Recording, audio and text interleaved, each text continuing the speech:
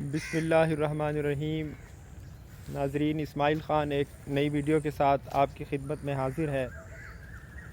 ناظرین، آج ہمارے شہر کا موسم بہت خوشگوار ہے، بادل چھائے ہوئے ہیں، کچھ دیر پہلے بارش ہوئی ہے، اس وقت بھی آسمان پر بادل چھائے ہوئے ہیں، بہت خوبصورت منظر ہے۔ آپ کو تھوڑا سا ویو بھی کراتے ہیں۔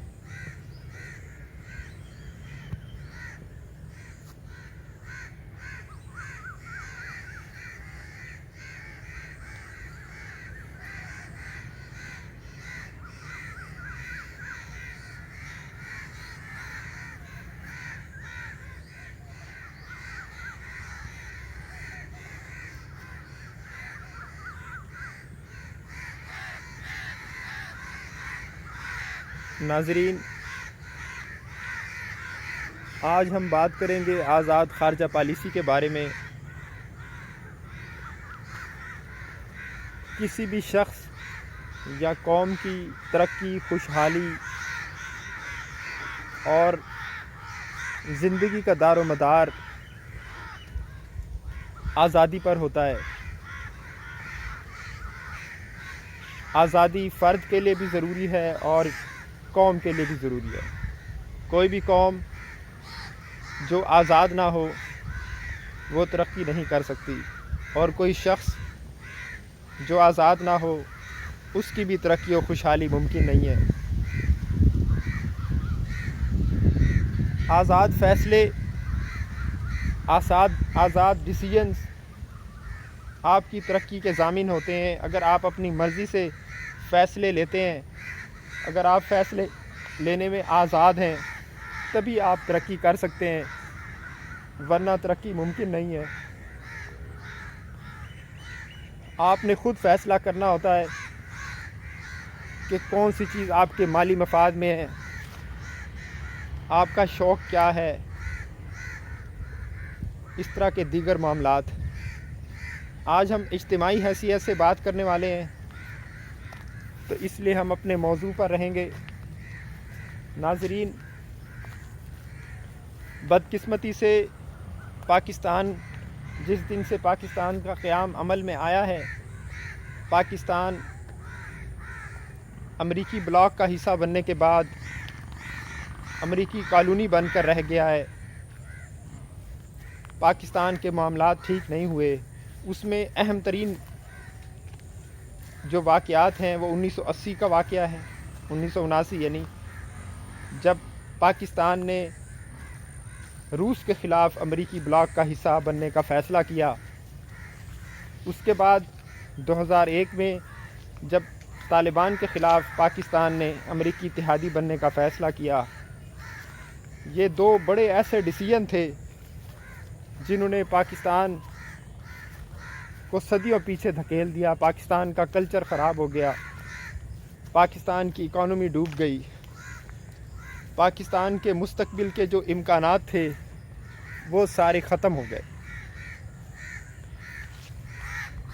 تو ناظرین، جن ملکوں نے جرأت سے کام لیا ہے، اپنے مفاد کے بارے میں فیصلے اپنے مفاد کے مطابق لیے ہیں، وہ ملک فائدے میں رہ گئے ہیں، اور جن ملکوں نے دوسرے سہارے تلاش کیے ہیں، کسی دوسرے کی حمایت حاصل کرنے کے لیے، خوشنودی حاصل کرنے کے لیے ان کے پیچھے چلے ہیں، ایسے ملک ترقی نہیں کر پائے، ایسے ملک دنیا میں پیچھے رہ گئے ہیں۔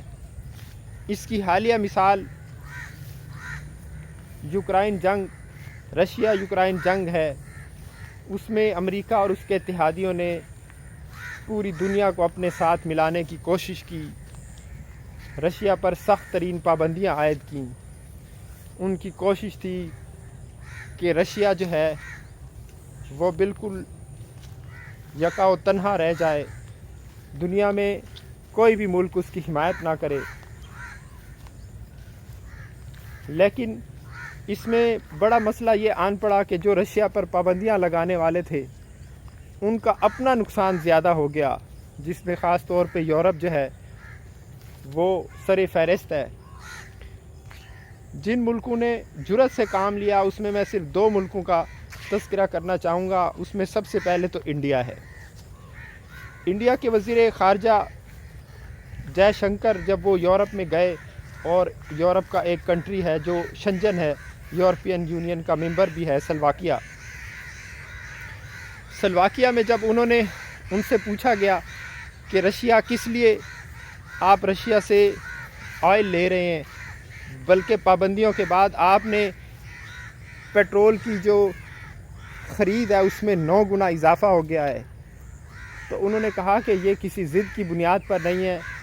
پیٹرول جو ہے کی خرید رشیا سے نہایت کم درجے پر تھی۔ جب باقی منڈیاں بند ہو گئیں اور پیٹرول دنیا میں مہنگا ہو گیا تو ہم نے سستا پیٹرول خریدنے کا فیصلہ کیا۔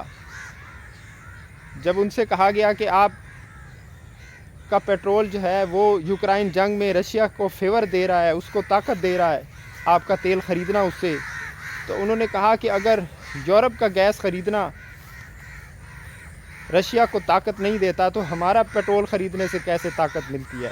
انہوں نے کہا کہ اگر ہمارے پیٹرول خریدنے سے رشیا کو طاقت مل رہی ہے تو یورپ کے گیس خریدنے سے بھی مل رہی ہے۔ انہوں نے کہا کہ یورپ کو یہ مائنڈ سیٹ ختم کرنا ہوگا، اس سوچ سے باہر آنا ہوگا کہ یورپ کا مسئلہ پوری دنیا کا مسئلہ ہے اور دنیا کا مسئلہ یورپ کا مسئلہ نہیں ہے، اس سوچ کو بدلنا ہوگا۔ انہوں نے کہا کہ اگر آپ کو بہت زیادہ تشویش ہے امریکہ کو، یورپ کو اور ان کے الائز کو، ان کے اتحادی وہ نہیں چاہتے کہ رشیا سے کوئی آئل لے، تو کیوں نہیں آپ ایران پر پابندیاں ختم کرتے، کیوں نہیں آپ وینزویلا پر پابندیاں ختم کرتے، آپ ان ملکوں پر پابندیاں ختم کر دیں تاکہ ہم ان سے پیٹرول لے لیں، ہم رشیا سے نہ لیں۔